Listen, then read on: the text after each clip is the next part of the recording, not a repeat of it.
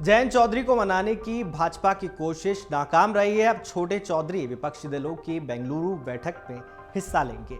इसमें कोई संदेह नहीं कि बीजेपी की थोड़ी परेशानी बढ़ती दिख रही है। विपक्षियों का बढ़ता कुनबा देखकर एक छोटा दल साथ हो, इसकी कोशिश लगातार बीजेपी कर रही है। लेकिन फिलहाल जयंत के मामले में बीजेपी के हिस्से निराशा हाथ लगी है। जयंत चौधरी को मनाने की भाजपा की कोशिशें नाकाम हो गई हैं और वो विपक्षी दलों की बेंगलुरु बैठक में हिस्सा लेने के लिए 17-18 जुलाई को कर्नाटक पहुंच रहे हैं।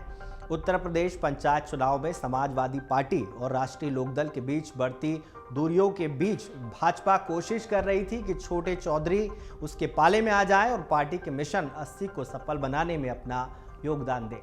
लेकिन फिलहाल छोटे चौधरी ने विपक्षी खेमे में ही रहने का निर्णय लिया है।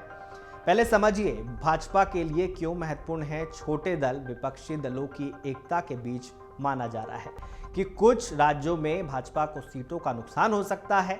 इसमें बिहार, महाराष्ट्र से लेकर पश्चिम बंगाल तक के राज्य शामिल हैं। यही कारण है कि बीजेपी ने अपने उन सभी गढ़ों को पूरी मजबूती से संभालने की रणनीति बनाई है जहां पर उसे 2014 और 2019 में अच्छी सफलता मिली थी। इसमें यूपी, बिहार, मध्य प्रदेश, राजस्थान और दिल्ली जैसे राज्य शामिल हैं। उत्तर प्रदेश भाजपा के लिए मजबूत गढ़ के रूप में उभरा है, लेकिन वो अपनी पकड़ और ज़्यादा मजबूत करने के लिए जयंत चौधरी और ओम प्रकाश राजभर को अपने साथ लाने की कोशिश में जुटी है। राजभर उसको पूर्वांचल में मजबूत करने में मदद कर सकते हैं, तो जयंत चौधरी पश्चिम में जाट वोटों को एकजुट करने में भाजपा को सहयोग कर सकते हैं। यदि ऐसा होता है तो भाजपा का पूर्व से लेकर पश्चिम तक का किला विपक्षी दलों के लिए अभेद हो जाएगा। अब अगर देखा जाए तो भाजपा को दोहरी चोट राजभर के बाद चौधरी भी किनारे हो गए हैं। सुहेलदेव भारतीय समाज पार्टी के अध्यक्ष ओम प्रकाश राजभर के एनडीए खेमे में आने को अब महज औपचारिकता माना जा रहा है। सीटों के मामले को लेकर उनकी अमित शाह से बातचीत होने की अटकलें लगाई जा रही हैं। दोनों दलों के बीच सीटों के तालमेल को लेकर असमंजस बना हुआ है। इसी बीच राजभर ने ये भी स्पष्ट कर दिया कि एनडीए की 18 जुलाई को होने वाली बैठक में अभी वो हिस्सा नहीं लेंगे। जयंत चौधरी से भी भाजपाई खेमे में आने की अटकलें लगाई जा रही थी। चर्चा है कि भाजपा ने उन्हें 2 लोकसभा सीटें देने का ऑफर भी दिया था। इसके बाद ही उत्तर प्रदेश के भाजपा अध्यक्ष भूपेंद्र सिंह चौधरी ने बयान दिया था कि जयंत चौधरी को साथ लाने के लिए तैयार हैं। यदि वो भाजपा गठबंधन का हिस्सा बनना चाहें तो उनका स्वागत है। लेकिन फिलहाल अपने कोर वोटर के नुकसान और विपक्ष में बेहतर संभावना को देखते हुए जयंत चौधरी ने बीजेपी के ऑफर को ना कह दिया है। अमर उजाला से बातचीत में छोटे चौधरी के बीजेपी से किनारा करने का कारण एक नेता ने रखा।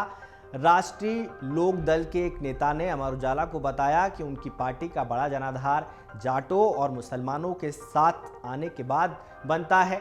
दोनों ही जातियों के किसानों ने अजीत चौधरी के रहते ही जयंत चौधरी को अपना नेता मान लिया था। शुरुआती दौर में कुछ गड़बड़ी के बाद जयंत चौधरी ने अपने इस वोट बैंक की राजनीति करने का निर्णय लिया था। 2019-20 के किसान आंदोलन के दौरान उन्होंने किसानों के बीच ये कसम खाई थी कि वो बीजेपी के साथ कभी नहीं जाएंगे। यदि एक बार फिर भाजपा के खेमे में जाते हैं तो उन्हें अपने लोगों के बीच गलत दृष्टि से देखा जा सकता है। छोटे चौधरी ये नुकसान उठाने की स्थिति में नहीं है। नेता के अनुसार भाजपा की चुनावी रणनीति मुस्लिम विरोध के इर्द गिर्द बनती है।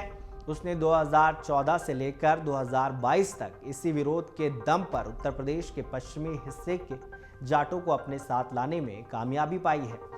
इसके कारण वो अपनी चित परिचित शैली को छोड़ने का जोखिम नहीं उठा सकती, जबकि जयंत चौधरी का जाटों के बाद सबसे बड़ा समर्थक मुसलमान मतदाता ही है।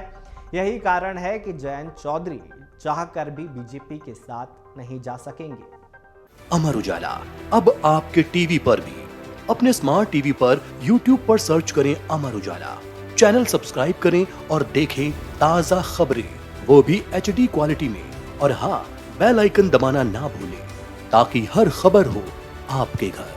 अमर उजाला, निष्पक्ष, निर्भीक, निरंतर।